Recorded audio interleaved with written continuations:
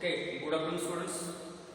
In today's class, we used to discuss about the next phylum Annelida, which is come under the animal kingdom, and still so far we have discussed about the how many 4 right phylums. What are those? 5 phylums. First one is Porifera, second one is Coelenterata, third one is Ctenophora, fourth one is Platyhelminthes, and next one is Ascalhelminthes. List ಮಟ್ಟ ಕಲ್ತಾಗ ನಾವು ಏನೇನು ಕಲ್ತಿದ್ವು ಅಂತಂದಾಗ ನಿನ್ನೆ ಹೇಳ್ತೀನಿ ಇವನ್ನ Platyhelminthes ಮತ್ತು Ascalhelminthes ಆಯ್ತಂದ್ರೆ ಏನಾಗ್ತಿತ್ತು ಅಂತಂದಾಗ from Platyhelminthes all are triploblastic organism ಅಂತ ಹೇಳಿದ್ದು ನಾನು. ಆನಂತರ Ascalhelminthes ಆಗಿ ಬಂತು ಸುಡೋಸಿಲೋಮ್ ಬಂತು. ಇನ್ನು ಮುಂದೆ Annelida ಬಹಳ important. This is very important. From annelids all are coelomates. If suppose the question is going to ask you in a CET or a NET, how they are the example would be first you used to know in which phylum that organism used to come. ಯಾವ phylum ದಾಗ organism ಬರ್ತದೆ ಅಂತ ನೋಡಬೇಕು. Then you are going to search for the answer. For example, which one of the following is means it is not showing coelom ಅಂತಂದಾಗ 4 example ಕೊಡಬಹುದು.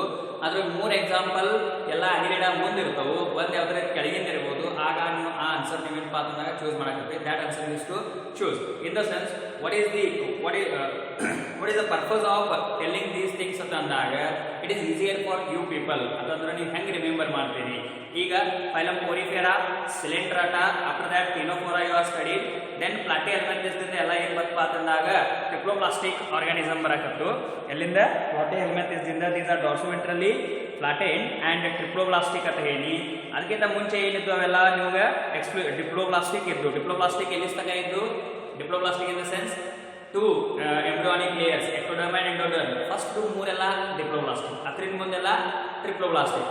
ಆನಂತರ triploblastic ಹೊರತುಪಡಿಸಿ Platyhelminthes ದಾಗ ಏನು ಬರ್ತಪ್ಪ ಅಂತಂದಾಗ these are coelomates ಅಂತ ಹೇಳಿರಿ. coelom is not there. After that you are told in the sense Ascalhelminthes ದಾಗ pseudocoelomate, in the coelom is not lined by the mesoderm. And now today we are going to study about the phylum Annelida. ಈ phylum Annelida ದಾಗ ಏನಾಗ್ತೈತೆ ಅಂತಂದಾಗ here from the annelids, the annelidinda ಏನಾಗ್ತೈತೆ ಅಂತಂದಾಗ all the organisms are possess the body cavity, true body cavity in the sense these all are coelomates, in the sense the body cavity it is lined by mesoderm. Understood? So I hope it is clear for you people. One point I told you here today, when you are going to study about the general characters of what different phylums from Porifera to the next higher phylums, that time you should know ನಿಮಗೆ ಏನು ಗೊತ್ತಿರಬೇಕಪ್ಪ ಅಂತಂದಾಗ coelomate animals in the coelomates are started from the phylum Annelida.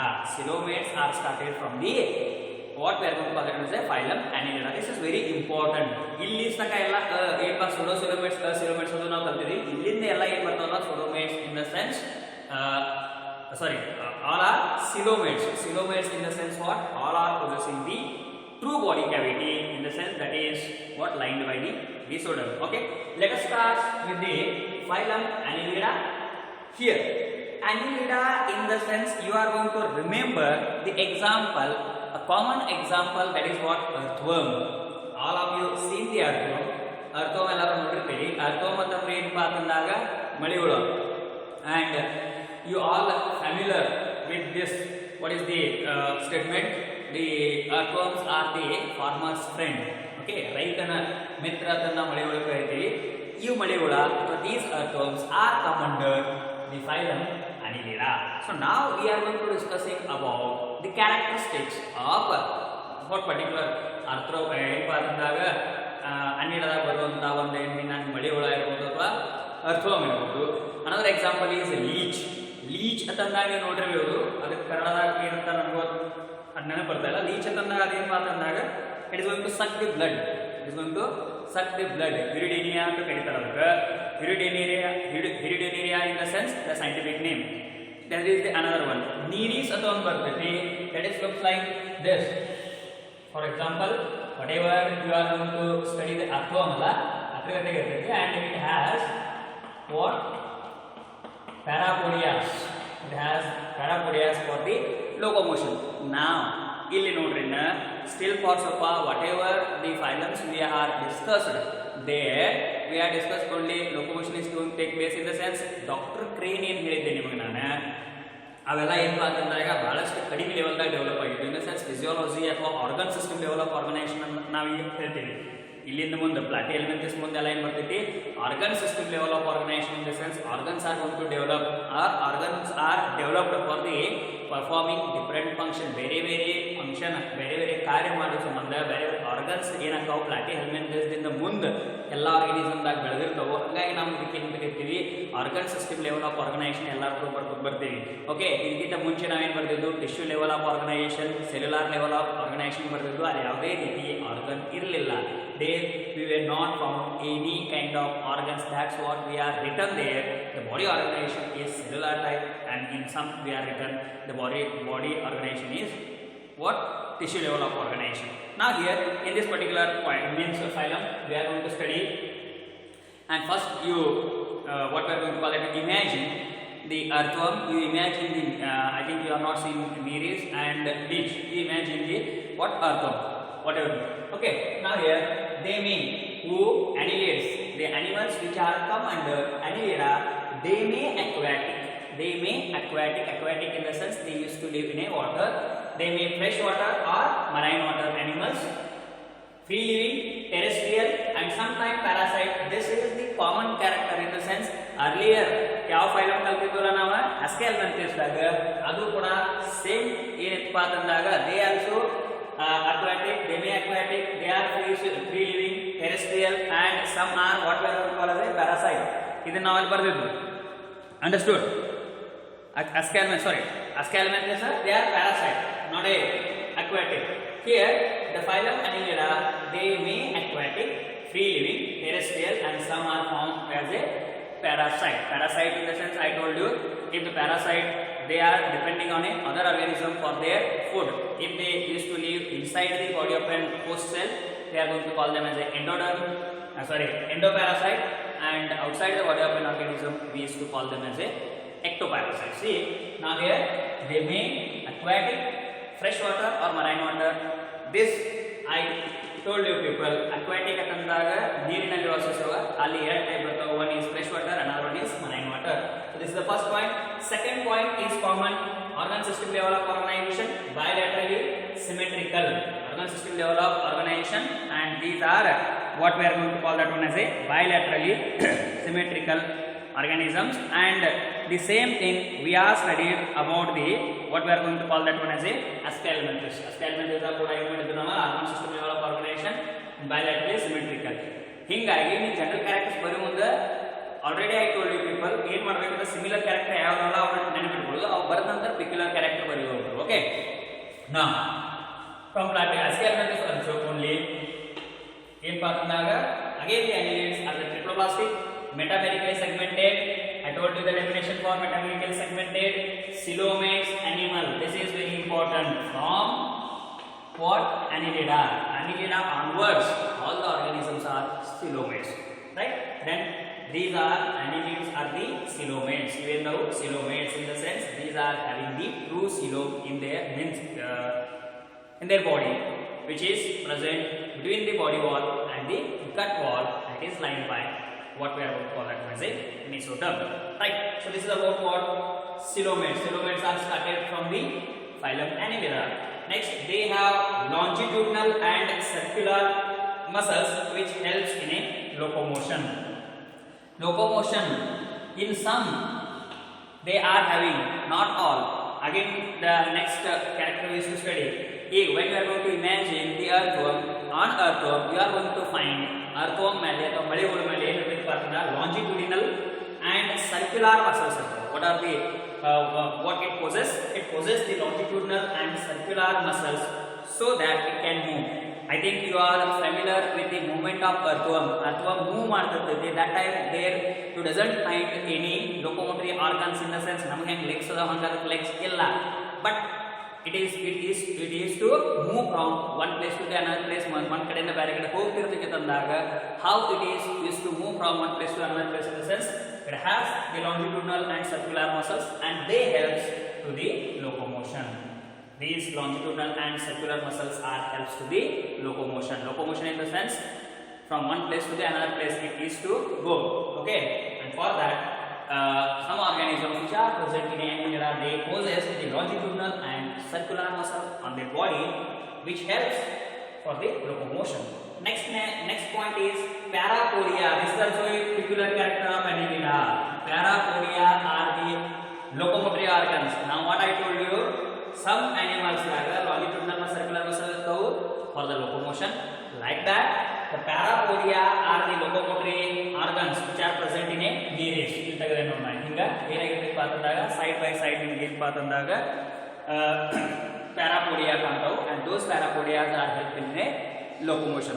So ಈಗ ಏನಾಗೈತಿ ಅಂದಾಗ by this video this is a one way communication, but the thing is ಒಂದೊಂದು marks question ಕೇಳ್ತಾರೋ, name the locomotory organs present in annelida, that time longitudinal circular muscles and parapodia. This is the 2 marks question.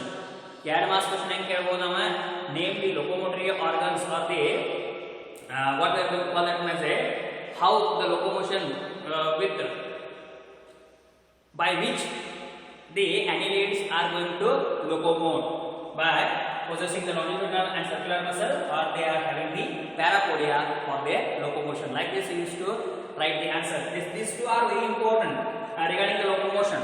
One is longitudinal muscle and longitudinal and circular muscles, and next one is parapodia. These are the organs which are what we are going to call that one as a helpful for locomotion. ಇದನ್ನು ಹೊರತುಪಡಿಸಿ particular question ಕೇಳಬಹುದು. How he is going to ask the particular question, name the locomotory organs present in nearest. Name the locomotory organs present in nearest ಅಂತಂದಾಗ that time you are going to write only parapodia. So this is very important what you are studying and which point I am telling you people, ಯಾವ point ಹೇಳ್ತೀನಿ ಅದಕ್ಕೆ answer ಯಾವ್ದು ಬರೀಬೇಕು ಬಹಳ important. ಈಗ ನಾವು discuss ಮಾಡೋದು annelidaದಾಗ ಲೊಕೊಮೋಷನ್ ಹೆಂಗ್ ಆಗ್ತೈತಿ, how the locomotion is going to take place in annelids ಅಂತ ಕೇಳಿದಾಗ you used to write with the help of longitudinal circular muscles in some organism, and in some organism it is happen with the help of parapodia ಅಂತ ಬರೀಬಹುದು. Particular ಕೇಳಿದ್ರಂತ particular answer ಬರೀಬೇಕು. longitudinal circular muscles ಅರ್ಥವನ್ನು ಕೇಳಿದ್ರೆ ಅಲ್ಲಿ ಬರೀಬಹುದು. Okay, so I hope this is clear for you people. Then next I am going to go for the next point. This is what nephridia. This is also very important.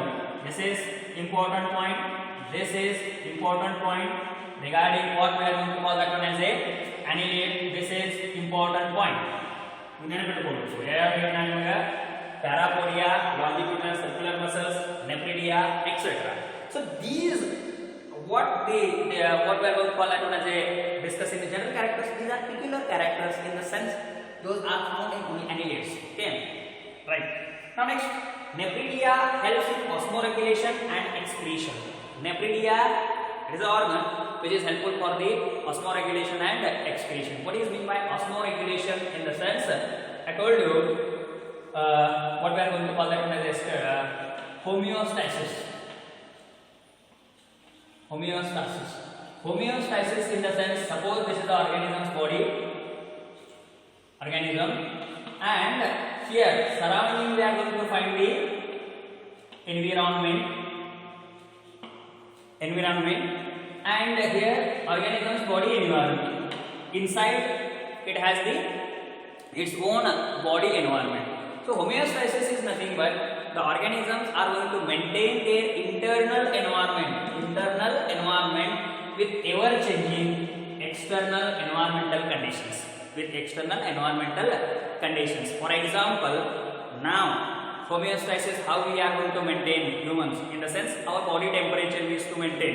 If suppose the external surrounding temperature goes down below the 37 degree, then also we are going to maintain our body temperature near about the 37 degree only, and it goes beyond ಹೊರಗಡೆ ಮತ್ತೆ temperature 37 ಗಿಂತ ಹೆಚ್ಚುಗಡೆ 43-44 ಆದಾಗ ನಮ್ಮ body temperature 43-44 ಆಗಂಗಿಲ್ಲ. It is to maintain there only by sweating and all. So what this process we are going to call that as a homeostasis. In the sense, organisms are able to maintain their internal environmental conditions with ever changing external environmental conditions. So first I told you regarding the temperature reading, adhe reeti osmoregulation. What I told you, osmoregulation ಅಂದ್ರೆ ಏನಪ್ಪಾ ಅಂತಂದಾಗ this is what the organisms which are live in water or marine water, that time they used to maintain their body fluid concentration as well as electrolyte concentration, in the sense salt concentration inside and outside. outside ಹೊರಗಡೆ ಹೆಚ್ಚು salt concentration ಅಥವಾ electrolyte concentration ಹೆಚ್ಚಾಗಿರ್ತಂದ್ರೆ ಇವು ತಮ್ಮ body salt concentration ಅಥವಾ electrolyte concentration ಹೆಚ್ಚಿಗೆ ಮಾಡಂಗಿಲ್ಲ. ಎಷ್ಟು ಇರ್ತವಲ್ಲ ಅಷ್ಟು maintain ಮಾಡಾಕಿರ್ತವು. and that is nothing but what osmoregulation, in the sense the organisms which are going to maintain the body fluid, electrolyte concentration and salt concentration within their body with ever changing external conditions regarding these what I told you about the body fluid, salt and electrolyte. That is what we are going to call it the osmoregulation. Excretion, in the sense what waste product, removal of a waste product. These both the what we are going to call that means processes which are taking place by the nephridia. Nephridia are the organs which are helpful for osmoregulation as well as excretion. This is very important. Next we are going to move for the here nervous system. Nervous system, in the sense what how they are going to control the different activities of their bodies, in the sense they have a nervous system with a paired ganglia. This is very important. Paired ganglia which are connected to the lateral nerve, double ventral nerve cord. In the sense these are having the paired ganglia which are connected to the ventral nerve cord. Which are connected to the ventral nerve cord. This is the what here. In this matter now we are not discussed about the nervous system. Okay, we are not discussed about the nervous system. From here the nervous system is going to start developing the nervous system. in ಮುಂದೆ ನಿಮಗೆ ಬಹಳಷ್ಟು ಮಂದಿ ಅದರೊಳಗೆ ಏನಪ್ಪಾ ಅಂತಂದಾಗ ಒಂದು ಅಭಿವೃದ್ಧಿ ಅಥವಾ ಡೆವಲಪ್ಮೆಂಟ್ ಅಂತ ಕಾಣ್ಕೋತೀರಿ ಮುಂದಿನ organism. And next one is, this is very important, see, up to here we have discussed about the dioecious organisms and monoecious organisms. Dioecious, in the sense what sexes are separated. Monoecious, in the sense sexes are present in a same organism. In annelids both type of organisms are there. This is very important. What I told you, in annelid, phylum Annelida, we are going to find both the type of organisms, dioecious as well as monoecious. Dioecious, in the sense sexes are separated. For the example for the dioecious is Nereis. In Nereis you are going to find male is different from the female. But when you are going to go for the earthworm and leech, these are the monoecious organisms, in the sense both the sexes are present in a same organism. So this is also very important, and this you are going to remember when they are going to ask you about the earthworm and leech. They are monoecious, in the sense both the sex organs are present in a same organism. And Nereis is a dioecious, in the sense within the Annelida we are going to find both the types of organisms, dioecious as well as monoecious. And the reproduction is take place by sexual method. These all are the the general characters regarding the phylum Annelida. Okay. Now next phylum we are going to start today. That is what, in the sense the next phylum is Arthropoda, and this is very interesting phylum, and so many species or the organisms you have seen which are come under the Arthropoda. Phylum Arthropoda. This is the what largest, right here, largest phylum of animal kingdom. You used to write, this is a homework for you. You used to write the general character for them. I am going to I used to write on the board now only particular points. Only points I used to write. Right. So here the phylum Arthropoda, it is the largest phylum of the animal kingdom. In the sense 2/3 of the what we are going to call that one as all known species. Just in this matter animal ಗುರುತದ ನಮಗೆ ಅದ್ರೊಳಗಿನ 2/3 ಎಲ್ಲ animals ಎಷ್ಟೋ ಬರ್ತಾವು phylum Arthropoda ಬರ್ತಾವು. Understood? And second point is similar what we are written in a annelids, in the sense these all are also triploblastic, bilaterally symmetrical, coelomates. And next point ಅದ್ರೊಳಗೆ ಏನು ಬರ್ತಿರ್ತೀವಿ ನೀವು organ system level of organization. They show what are these are triploblastic animals, coelomates, organ system level of organization and bilaterally symmetrical organism. This is the similar point what we are written in annulate that we are going to write for the second point. Third point, it is very important, we are going to study here the body cavity. Insects atandaga so many insects you are seeing in your surrounding. What are those? Mosquito, it is an insect. Housefly, it is come under means that is also we are going to call it as a not insect, arthropoda. Okay, we are discussing now here phylum arthropoda. Insect is a class which is come under the arthropoda. Okay, arthropoda ನಾವು ಏನೇನು ನೋಡ್ತೀವಿ? grasshopper ನೋಡ್ತೀವಿ, that is come under arthropoda. Crab come under arthropoda. Scorpio come under arthropoda. Crab come under arthropoda. Butterfly arthropoda. Mosquito arthropoda. Housefly arthropoda. In the sense, now everywhere we used to look at, we used to find the arthropodans. That's what I told you. The arthropoda is the largest phylum and it consists of 2/3 of the known animals. Next, body of these organisms are covered by chitinous skeleton. Body of these organisms are covered by the chitinous skeleton, chitinous exoskeleton, and when we are going to talk about the body of the arthropodans, body is divided into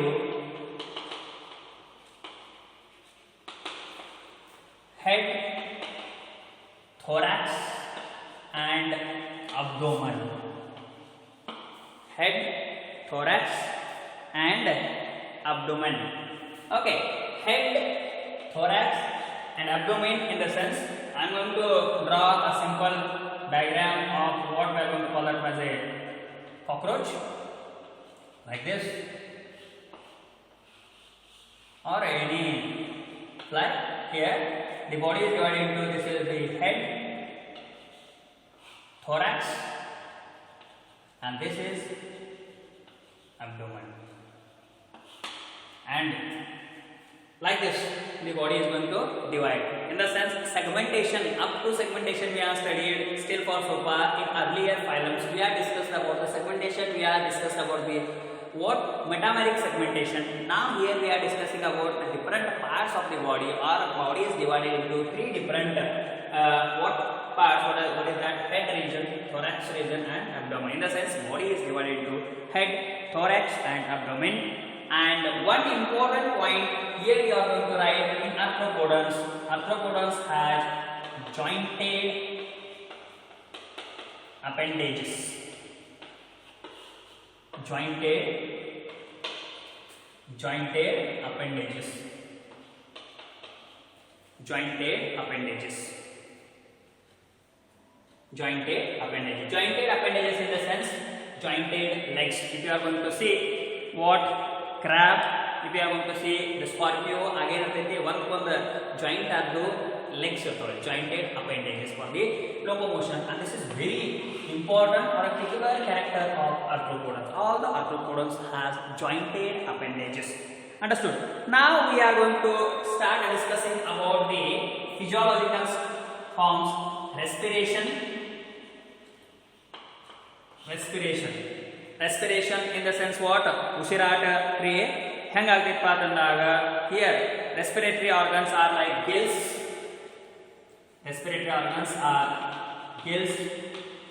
Book lungs, trachea, gills, book lungs. Then what we are going to call them as a tracheal system, etc. Tracheas, etc. These are the respirations organs which are perform the respiration. Respiration arthropoda with the help of gills, book lungs, tracheal system, etc. This is also a very important point. Then circulation in the sense what? After respiration, circulation. Now from here onwards we are going to start discussing the physiological functions. In the sense, first ನಾನು ನಿಮಗೆ ಹೇಳಿ ನೋಡ್ರಿ, ಅಲ್ಲಿ organ system level of organisation ಹೇಳಿ, ಆಗ ನಾವು discuss ಮಾಡಿದ್ದು open type of circulatory system and closed type of circulatory system. From this phylum we are going to start discussing about the circulation, and and here the circulation is open type of circulation. We are going to find the open type of circulation in these arthropods. And next, sensory organs like antennae, eyes, okay, then a statocyst or a balancing organs are present. In the sense here I am transit, eyes. These are what we are going to call that one as a antennae. Antennae, okay, antennae and some balancing organs are the what we are going to call as sensory organs. Sensory organs illinda vara start ಮಾಡ್ತೀವಿ. Sensory organs ಏನು ಬಂದು ಇಲ್ಲಿಗ eyes, then what we are going to call that one as a balancing organs, sensory organs like antennae, eyes, balancing organs, etc. Now next one is excretion. ಇಲ್ಲಿಂದ ಮುಂದೆ ಏನು general character ಬರ್ತಲ್ಲ ಇವು ಬಹಳ important. Respiration, circulation, excretion, whatever I discussed about the Dr. Crane. Dr. Crane ಬಗ್ಗೆ ಏನಿಲ್ಲ, ಇಲ್ಲಿಂದ ಎಲ್ಲ ಗೊತ್ತಾಗೋದು ನೋಡ್ರಿ ಅದನ್ನ. Dr. Crane ಅಂದ್ರೆ digestive system, respiratory system, circulatory system, reproductive system, endocrine system, nervous system and excretory system. Okay, here I written about respiration regarding the arthropods. I told you circulation regarding the arthropods. Now I am going to explain about the excretion. Excretion is take place by Malpighian tubules. Malpighian tubules. This take place by Malpighian tubules. M-A-L-P-I-G-H-I-A-N. G-H-I-A-N. Malpighian tubules.